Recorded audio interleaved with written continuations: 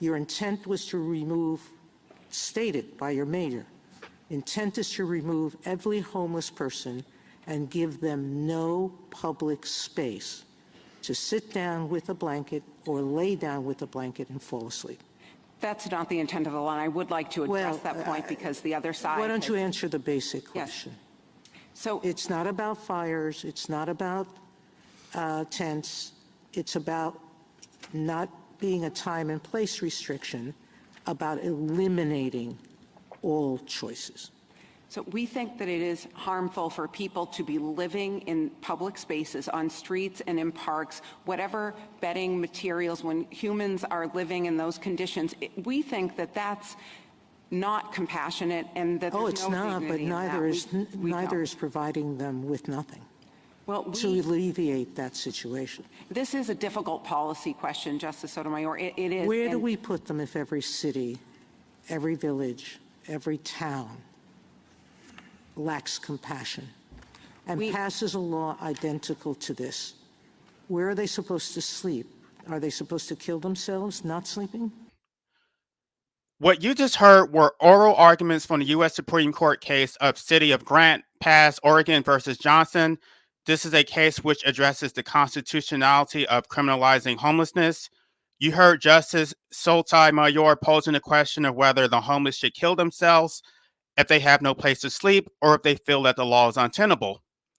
The irony is that I don't think she even supports the right to die. Euthanasia has been criminalized in every state in America, and states are also using health and safety codes as a backdoor to criminalize attempted suicide.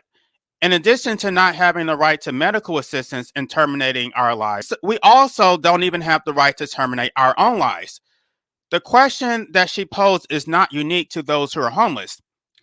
What are any of us supposed to do if we think the laws are unjust?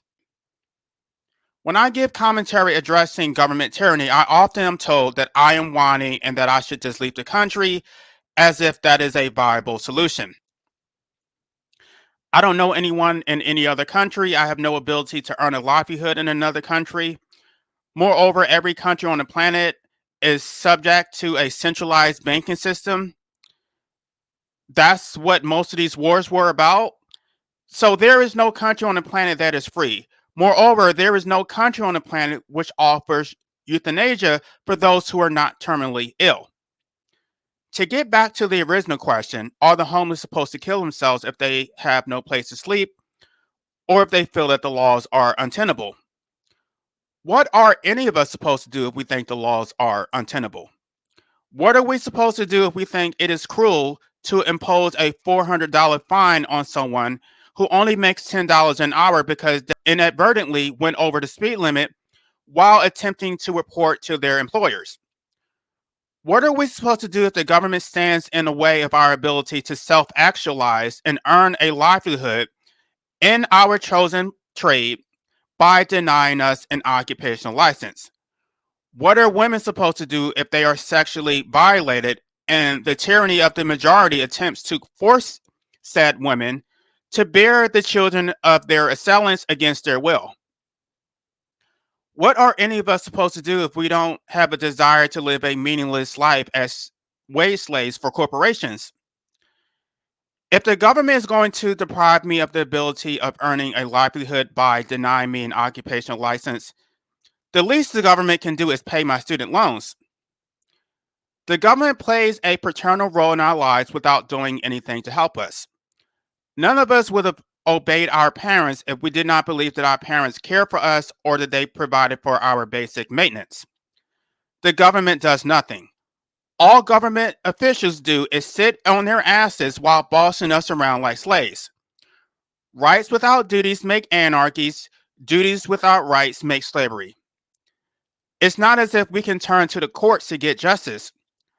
Government officials are protected with qualified immunity, and judges are protected with absolute immunity.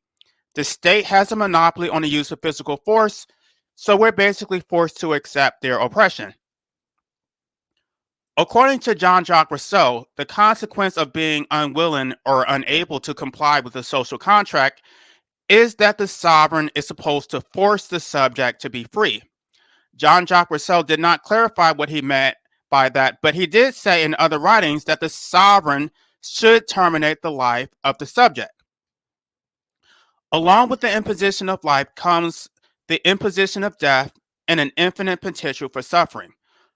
Although most people would concede that life is suffering, they impose it on others anyway out of a desire to attain fulfillment and purpose on the backs and at the expense of their own children.